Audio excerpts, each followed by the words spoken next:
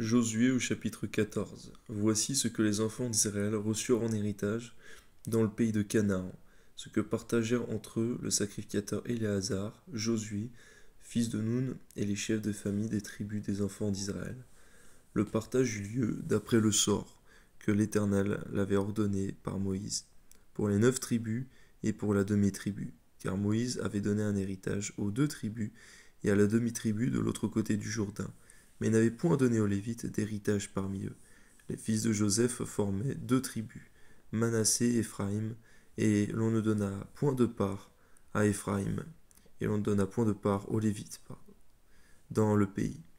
Ce n'est si ce n'est des villes pour habitation, et les banlieues pour leurs troupeaux et pour leurs biens.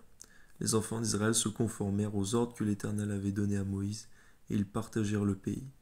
Les fils de Juda s'approchèrent de Josué à Gilgal, et Caleb, fils de Jéphuné, le Kénizien, lui dit: Tu sais ce que l'Éternel a déclaré à Moïse, homme de Dieu, au sujet de moi et au sujet de toi, à Kadès Barnéa. J'étais âgé de 40 ans lorsque Moïse, serviteur de l'Éternel, m'envoya de Kadès Barnéa pour explorer le pays, et je lui fis un rapport avec droiture de cœur.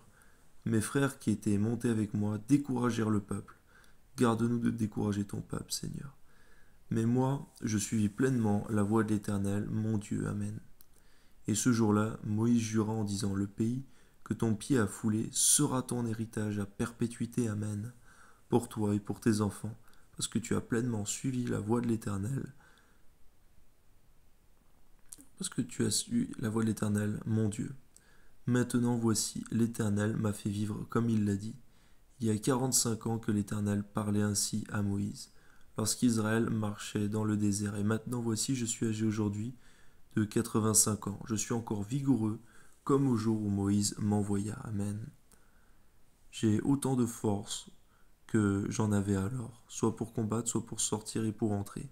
Donne-moi donc cette montagne dont l'Éternel a parlé dans ce temps-là, car tu as appris alors qu'il s'y trouve des Anakim, et qu'il y a des villes grandes et fortifiées.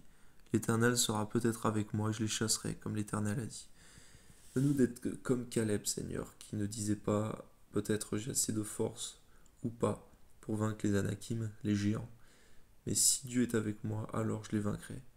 Donne-nous, Seigneur mon Dieu, de ne pas regarder à notre âge non plus, Seigneur mon Dieu, lorsque nous vieillissons.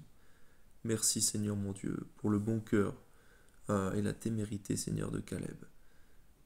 Non pas lui seul, mais avec toi. Nous ferons des exploits. Amen. Josué bénit Caleb, fils de Jéphuné, et lui donna Hébron pour héritage. C'est ainsi que Caleb, fils de Jéphuné, le Kénizien, a eu jusqu'à ce jour Hébron pour héritage, parce qu'il avait pleinement suivi la voie de l'Éternel, le Dieu d'Israël. Hébron s'appelait autrefois Kirjat Arba.